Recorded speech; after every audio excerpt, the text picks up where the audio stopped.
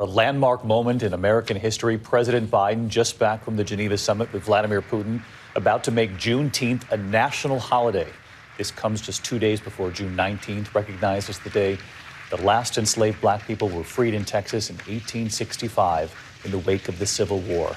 The bill, of course, gaining momentum following the death of George Floyd and the racial reckoning. The conversation in this country. Let's listen to the vice president. Good afternoon, everyone. Good afternoon. So throughout history, Juneteenth has been known by many names: Jubilee Day, Freedom Day, Liberation Day, Emancipation Day, and today, a national holiday.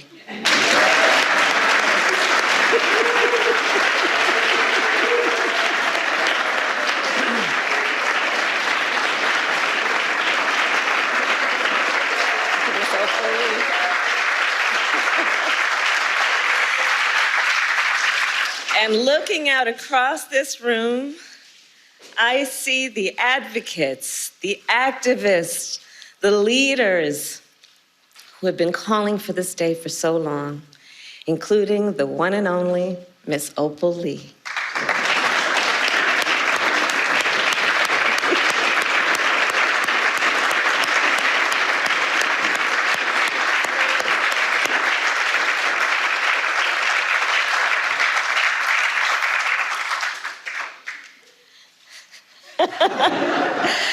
Who just received a very special recognition from the President of the United States. And I see members of Congress, members of the Congressional Black Caucus, members of the United States Senate who passed this bill unanimously. And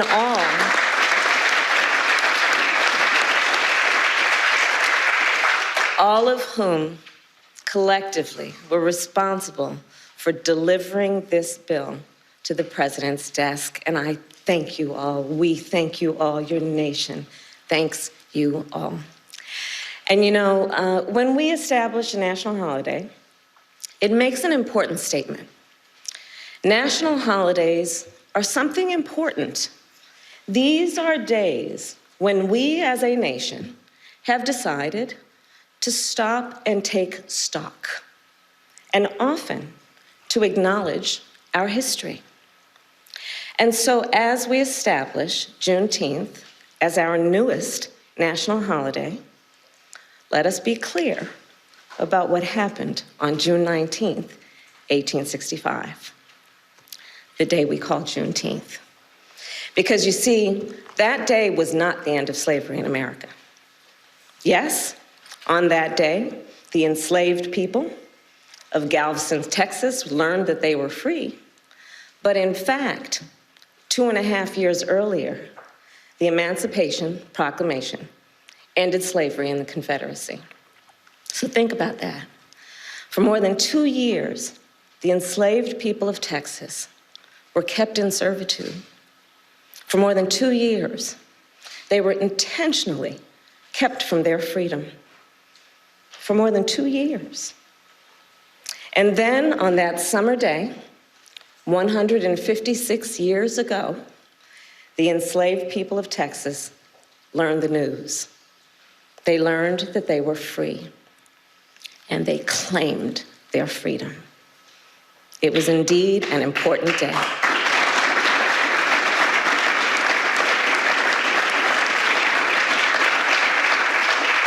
And still, let us also remember, that day was not the end of slavery in America. The truth is, it would be 6 more months before the 13th Amendment was ratified, before enslaved people in the South and the North were free. So as we commemorate the history of Juneteenth, as we did just weeks ago with the history of the Tulsa Race Massacre, we must learn from our history, and we must teach our children our history, because it is part of our history as a nation. It is part of American history. So let me end by saying this. We are gathered here in a house built by enslaved people. We are footsteps away from where President Abraham Lincoln signed the Emancipation Proclamation. And we are here to witness President Joe Biden establish Juneteenth as a national holiday. We have come far, and we have far to go, but today is a day of celebration. It is not only a day of pride, it is also a day for us to reaffirm and rededicate ourselves to action. And with that, I say, happy Juneteenth, everybody. And with that, I introduce the President of the United States, Joe Biden.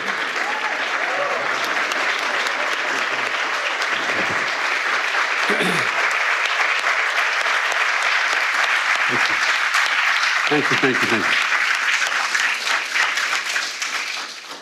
Well, thank you, Madam Vice President. 156 years ago, 156 years, June 19th, 1865. John, thanks for being here. Major General of the Union Army arrived in Galveston, Texas, to enforce the Emancipation Proclamation and free the last enslaved Americans in Texas from bondage. The day, as you all know, and we repeat some of what was said, became known as Juneteenth. You all know that. A day that reflects what the Psalm tells us. Weeping may endure for a night, but joy cometh in the morning. Juneteenth marks both the long, hard night of slavery and subjugation and a promise of a brighter morning to come. This is a day of profound, in my view, profound weight and profound power. A day in which we remember the moral stain, the terrible toll that slavery took on the country and continues to take. What I've long called America's original sin. At the same time, I also remember the extraordinary capacity to heal and to hope and to emerge from the most painful moments in a bitter, bitter version of ourselves, but to make a better version of ourselves. And today we consecrate Juneteenth for what it ought to be, what it must be, a national holiday. As the Vice President noted, a holiday that will join the others of our national celebrations, our independence, our laborers who built this nation, our servicemen and women who served and died in its defense. And the first new national holiday since the creation of Martin Luther King holiday nearly 4 decades ago. I'm grateful to the members of Congress here today, in particular the Congressional Black Caucus, who did so much to make this day possible. I'm especially pleased that we showed the nation that we can come together as Democrats and Republicans to commemorate this day with an overwhelming bipartisan support of the Congress. I hope this is the beginning of a change in the way we deal with one another. And we're blessed to mark the day in the presence of Miss Opal Lee. As my mother said, God love her.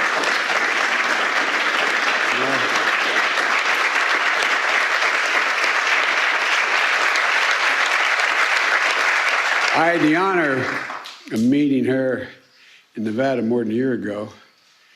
She told me she loved me, and I believed it. I wanted to believe it. Ms. Opal, you're incredible. A daughter of Texas, grandmother of the movement to make Juneteenth a federal holiday. And Ms. Opal is, you won't believe it, she's 49 years old. Or 94 years old, but you are an incredible woman, Ms. Opal. You really are. As a child growing up in Texas, she and her family would celebrate Juneteenth. And Juneteenth, 1939, when she was 12 years old, a white mob torched her family home. But such hate never stopped her, any more than it stopped the vast majority of you I'm looking at from this podium. Over the course of decades, she's made it her mission to see that this day came. It was almost a singular mission. She's walked for miles and miles, literally and figuratively, to bring attention to Juneteenth, to make this day possible. I ask once again, we all stand and give her a warm welcome to the White House.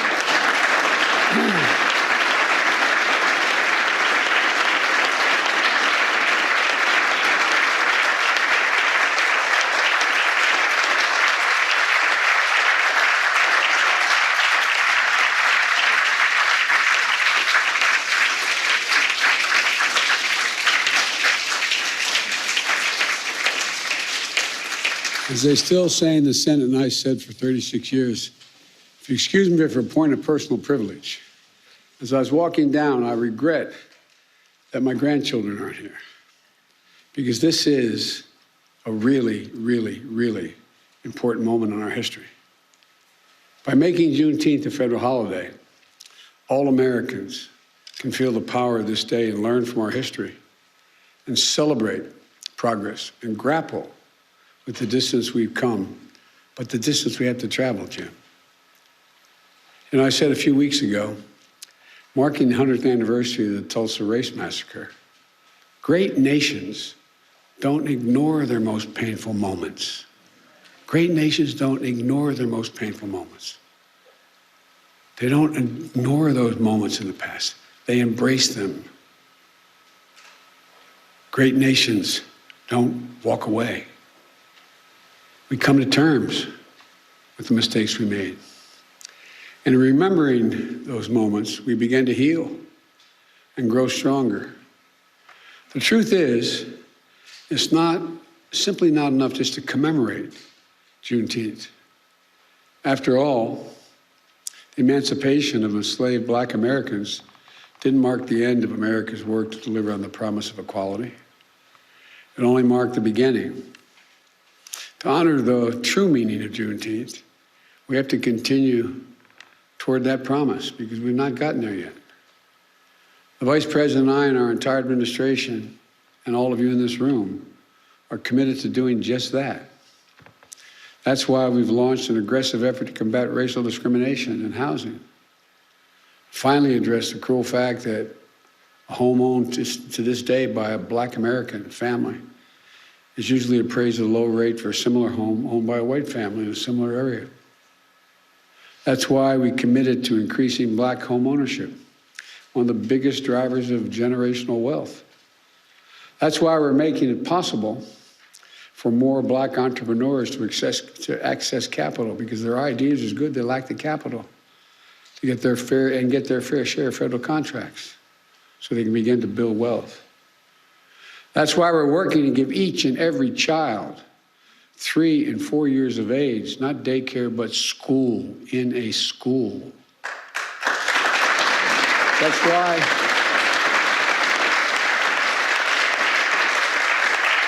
why we're unlocking the incredibly creative and innovation of the history of our historical Black colleges and universities, providing them with the resources to invest in research centers and laboratories to help HBCU graduates prepare and compete for good-paying jobs in the industries of the future.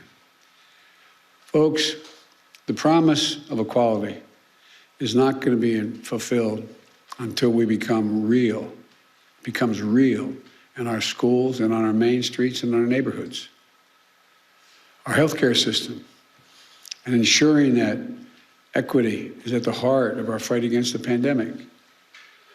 And the water that comes out of our faucets, and the air that we breathe in our communities, and our justice system, so that we can fulfill the promise of America for all people, all of our people. And it's not going to be fulfilled so long as the sacred right to vote remains under attack.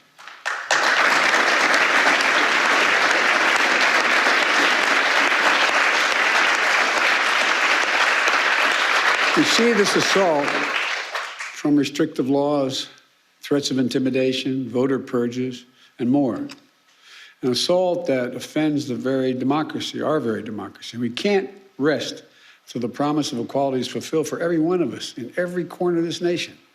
That, to me, is the meaning of Juneteenth. That's what it's about. So let's make this very Juneteenth, tomorrow, the first that our nation will celebrate all together as one nation. A Juneteenth of action on many fronts. One of those is vaccinations.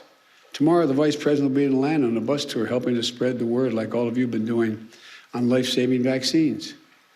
And across the country this weekend, including here in Washington, people will be canvassing and hosting events in their communities, going door to door, encouraging vaccinations.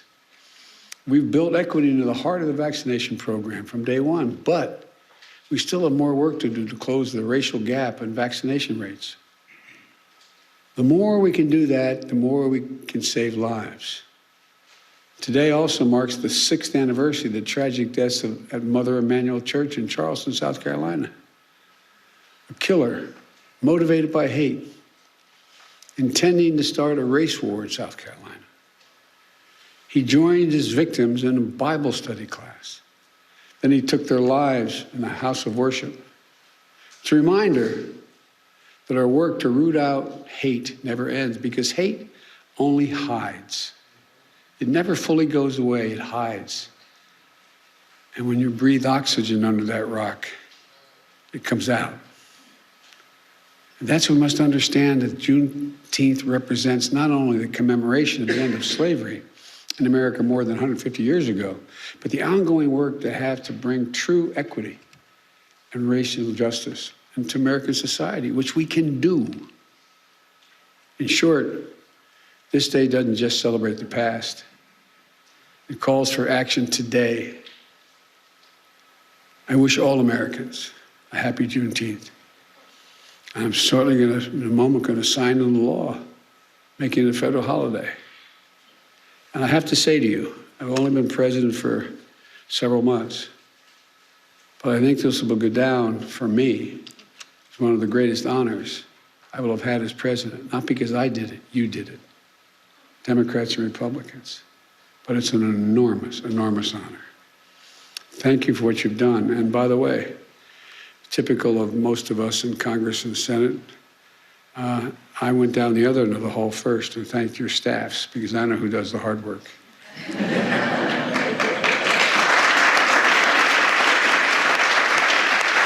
No, they're down there. They're at the other end. But I thank them as well. May God bless you all, and may God protect our troops. Thank you. Now,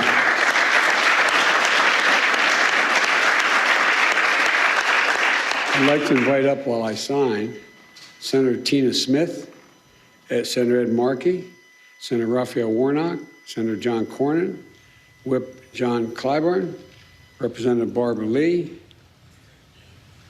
Representative Danny Davis, Chair Joyce Beatty, and Sheila Jackson Lee, and Ms. Opal. President Biden inviting several members of Congress, both the House and the Senate, up to the podium, up to the table where he will sign into federal law Juneteenth, making it a federal holiday. He mentioned Ms. Opal Lee. All right. The final name he invited up to that table, 94 years old. She's been fighting for many, many years for this to become a federal holiday. She's a retired Fort Worth educator. And at 94, she told local reporters, "I'm so delighted to know that suddenly we've got a Juneteenth. It's not a Texas thing, not a black thing. It's an American thing," she said.